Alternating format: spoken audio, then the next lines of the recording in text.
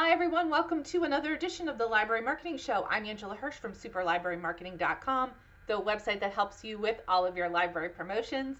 Before we get into today's topic, which comes from a viewer, I want to remind you, you can go to superlibrarymarketing.com and click on the Library Marketing Show tab to nominate your library or another library for Kudos. We're going to give those out later in the episode.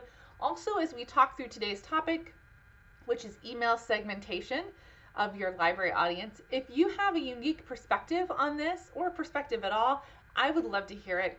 Go ahead and tell me what you think down in the comments of this video. So today's question comes from Michelle, who is the director of the Atlantic Public Library in Iowa. It's a small library serving about 7,000 people, and she wanted to know if it was worth her money, her limited budget, to buy into a service that will automatically segment her audience for her for email, because she knows I'm a huge fan of email and particularly of doing targeted emails. So for Michelle and other small and medium-sized libraries, I have a very simple answer, and that is I don't think it's worth the amount of money you'll need to invest.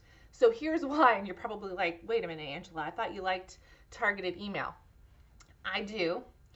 I think an automated targeted email might make sense for very large libraries. So if your library serves a population of, say, 300,000 or more people, you might get some benefit out of the money it takes to invest in that kind of automation, and it is pretty expensive.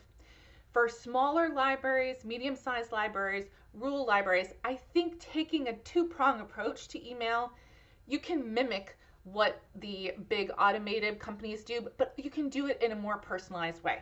So let me explain this in plain terms. Number one, I think that you can create segments for your audience. Create your own segments. You are going to know what your goals are in terms of email and in terms of your library's overall goals, and you can create segments that will speak to those goals. So for instance, let's say your goal for the year is early childhood literacy. You're going to create some email segments of parents, caregivers, educators, maybe grandparents, who you can send messages to that are in support of that overall goal, but are also created with those particular audiences in mind, and then let those users opt into those emails. And you do that because when a person chooses to receive an email from your library, they're much more likely to engage with it because they are saying, yes, I want to hear from you on this particular topic. So for small and rural libraries, I think that is a much more effective way to come at email. Michelle was also talking a little about whether she should do opt-in or opt-out. I think opt-out, which means that you gather everybody's email address for everybody who signs up for a new card from now on. You solicit email addresses from people who are current card holders but may not have given those to your library. And then you just say, hey, everybody, we're going to use these emails to send you some messaging. And if you don't want that, you can opt out, and the link will be at the bottom of the email. I wouldn't send all of your messaging to all of your cardholders, but I would reserve that all cardholder message for things like big, huge library events. Like, I think you can send summer reading messages to pretty much everybody on your list.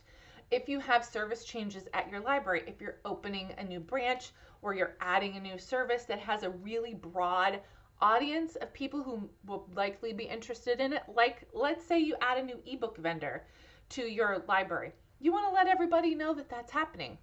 And that's okay to send an all email library message, especially for a small library. So Michelle, I hope that helps. In answer, I don't think you should spend money on it. I think you should create your own segments and have people opt in to those segments, and then also do opt out for those general library emails. Do y'all agree with me? Let me know down in the comments what is your library doing with segmented emails. I'm really excited to hear about it. Of course, you can also head to superlibrarymarketing.com and click on the Library Marketing Show tab to let me know or to suggest a topic for a future episode and nominate someone for Kudos. And Kudos today is going to go to the Grosse Pointe Public Library.